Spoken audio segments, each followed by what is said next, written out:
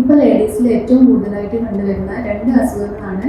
ഒന്ന് PCOD, രണ്ടാമത് thyroid, അതായത് ഹൈപ്പോതൈറോയിഡിസം ആണ് കൂടുതലായിട്ട് വരുന്നത്. അപ്പോൾ ഇത് തമ്മിൽ എന്തെങ്കിലും കണക്ഷൻ ഉണ്ടോ എന്ന് നമുക്ക് നോക്കാം. അതായത് ഹൈപ്പോതൈറോയിഡിസം എന്ന് പറഞ്ഞ അസുഖം വരുമ്പോഴത്തേക്കും നമ്മുടെ ശരീരത്തിൻ്റെ എല്ലാ മെറ്റബോളിസം, അതായത് നമ്മൾ കഴിക്കുന്ന ഫുഡിൽ പ്രധാനമായിട്ടും 3 ഘടകങ്ങളാണ്. ഒന്ന് കാർബോഹൈഡ്രേറ്റ് അഥവാ അന്നജം, രണ്ടാമത്തത് പ്രോട്ടീന്, മൂന്നാമത്തത് ഫാറ്റ്.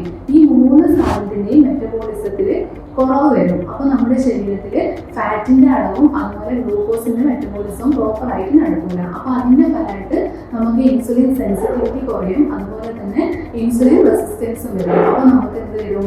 ഈ PCOD വരാനുള്ള സാധ്യത കൂടും. പിന്നെ നെക്സ്റ്റ് ഒരു കാര്യം പറയുകയാണെങ്കിൽ നമുക്ക് ഹൈപ്പോതൈറോയിഡിസം വരുമ്പോഴത്തേക്കും നമുക്ക് ഈ തലച്ചോറിൻ്റെ ഭാഗത്തുള്ള ഹൈപ്പോതലാമസ് പിറ്റ്യൂട്ടറി ഒക്കെ കൂടുതൽ തൈറോയിഡ് സെക്രീറ്റ് ചെയ്യാൻ വേണ്ടിയിട്ടുള്ള കെമിക്കൽസ് റിലീസ് ചെയ്യും. അപ്പോൾ അതിൻ്റെ കൂടെ തന്നെ വരുന്നതാണ് പ്രൊലാക്റ്റിൻ കൂടി വരും. ഈ പ്രൊലാക്റ്റിൻ എന്ന് പറഞ്ഞിട്ടുണ്ടെങ്കിൽ നമുക്ക് എന്താണ് LH, FSH ഒക്കെ റിലീസ് കുറയ്ക്കുന്ന ഒരു ഹോർമോണാണ്. അപ്പോൾ അങ്ങനെയും നമുക്ക് PCOD വേഴ്സ് ആയി വരും. പിന്നെ നെക്സ്റ്റ് പറയുകയാണെങ്കിൽ എന്താണ്, നമുക്ക് ഈ തൈറോയിഡാണ് നമ്മുടെ ശരീരത്തിൽ ഉൽപ്പാദിപ്പിക്കുന്ന മെയിൻ ഹോർമോണായിട്ടുള്ള ആൻഡ്രോജൻസിനെ മാനേജ് ചെയ്യാൻ സഹായിക്കുന്നത്. പക്ഷേ തൈറോയിഡ് ഹോർമോൺ കുറയുമ്പോൾ ഈ സെക്സ് ഹോർമോൺ ബൈൻഡിങ് ഗ്ലോബുലിനും കുറയും. അപ്പോൾ നമ്മുടെ ശരീരത്തിൽ പുരുഷ ഹോർമോണിൻ്റെ അളവ് കൂടും. അതുകൊണ്ടാണ് മെയിൽസിൻ്റെ ആ ഒരു ഈ ഹെയർ ഗ്രോത്ത് സംഭവങ്ങളൊക്കെ PCODയിൽ വരുന്നത്. അപ്പോൾ എരുതിയിൽ എണ്ണ ഒഴിക്കുക എന്ന് പറഞ്ഞ പോലെ ഈ PCOD ഹൈപ്പോതൈറോയിഡിസം നമുക്ക് നല്ലോണം കണക്ഷൻ ഉണ്ട്. അപ്പോൾ നമ്മുടെ ലൈഫ് സ്റ്റൈൽ മാനേജ് ചെയ്യുക, നമ്മുടെ ഫുഡ് അതിനനുസരിച്ച് ഒരു ഡയറ്റീഷ്യൻ്റെ ഒരു ഡോക്ടർ സഹായത്തോടു കൂടി മാനേജ് ചെയ്യുക.